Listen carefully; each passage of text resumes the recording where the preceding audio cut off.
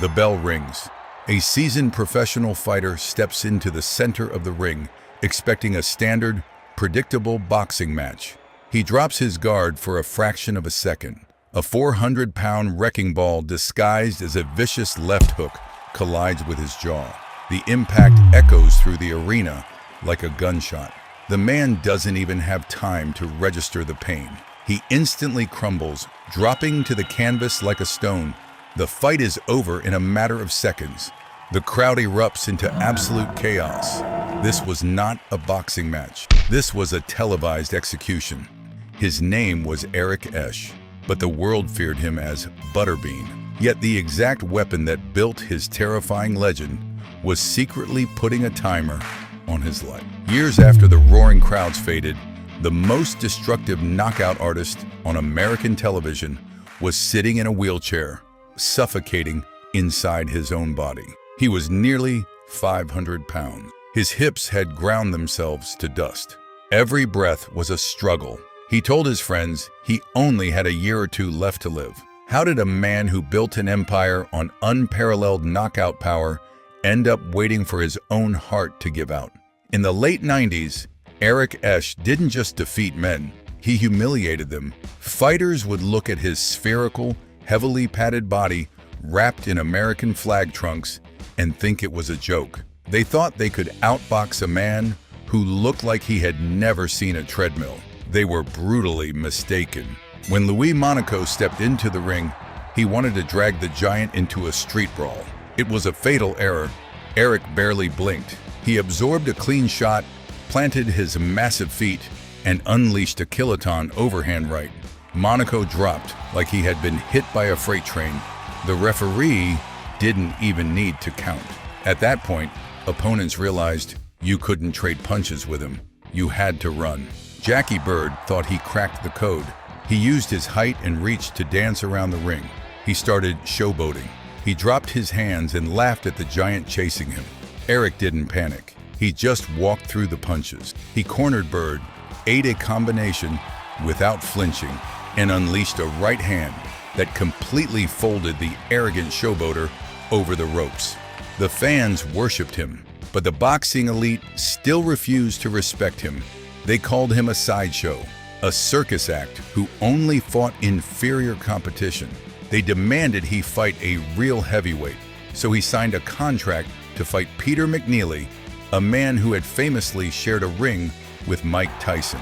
The purists thought this was where the novelty act would finally end. Instead, Eric unleashed a nightmare.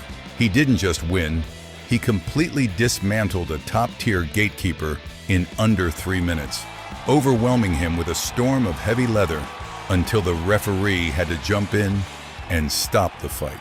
It looked like nobody on earth could survive his power. But behind the highlight reel knockouts, a catastrophic bill was coming due. The promoters had built a carefully constructed safety net around their cash cow. Every single fight was strictly limited to 4 rounds. They knew his massive frame couldn't survive deep water. His lungs would give out. But instead of dropping the weight and training like a true professional, Eric's ego took over. He leaned into the spectacle. He fueled his body with fried food, soda, and staggering portions. He believed his iron jaw made him immortal. Then his pride demanded a fight that would change everything. He stepped into the ring with a 52-year-old legend, former heavyweight champion Larry Holmes. For the first time in his career, Eric agreed to a 10-round war. In the final round, Eric caught the legend. He threw a devastating hook and actually scored a knockdown against one of the greatest boxers in human history. The crowd went wild, but Eric had emptied his gas tank. He survived to the final bell, but he lost the decision. The illusion of invincibility was cracked. He proved he had the heart of a lion, but his massive weight was an anchor he could no longer ignore. That should have been the warning sign to change his life. It would prove to be a fatal miscalculation. When he finally chased paychecks outside his protected boxing kingdom, the safety net vanished entirely. Eric stepped into the unforgiving arenas of K1 kickboxing and mixed martial arts. Suddenly, he was locked in a cage with absolute killers who did not care about his boxing aura. The transition was a catastrophe. He faced off against MMA heavyweight Wesley "Cabbage" Carrera. This wasn't a carefully officiated 4-round boxing match. The man who used to absorb punches with a smile was being chopped down. Cabbage didn't aim for Eric's iron jaw. He grabbed the 400-pound giant in a clinch. Crushing elbows crashed into Eric's head.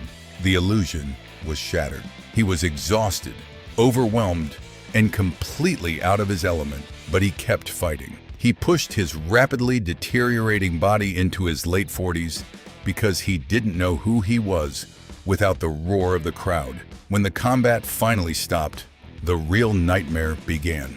Without the adrenaline of the arena to mask the damage, his battered body completely shut down. The weight skyrocketed past 485 pounds. His joints collapsed under the sheer mass of his frame. The money dried up. The cameras vanished. The pain was absolute. Overnight, the champion traded sold-out arenas for a dark living room. Nobody knew how to save a man who had spent his entire life refusing to be saved. He was given a terrifying ultimatum: die in that wheelchair or fight the most dangerous opponent of his life, his own reflection. It started with a harsh intervention. Diamond Dallas Page, a former professional wrestler, forced him into a physical rehabilitation program. For a man who built his entire legacy on explosive knockouts, slow, agonizing yoga was pure torture. He was breaking. He was crying. He was facing the exact demons he had fed for 3 decades. But the fighter inside him refused to quit. Inch by agonizing inch, he clawed his way out of the grave. He shed over 200 pounds. He finally cleared the weight limit required to get the hip surgery his body desperately needed to walk again. The man who used to break scales stepped on one and saw a number he hadn't seen in 30 years. He stood up from the wheelchair. He got his life back. But the mirror still holds a heavy question. The combat sports world will never fully agree on his legacy. To half the audience, he was an absolute icon who maximized his raw power to create the most unforgettable, spectacular knockouts of his era. To the other half, he was a stubborn novelty act who refused to learn discipline until it almost ruined him. If Eric "Butterbean" Esch had dropped the weight and learned to truly box in his 20s, could he have been an undisputed world champion? Or was his massive, self-destructive weight the exact reason we ever knew his name at all?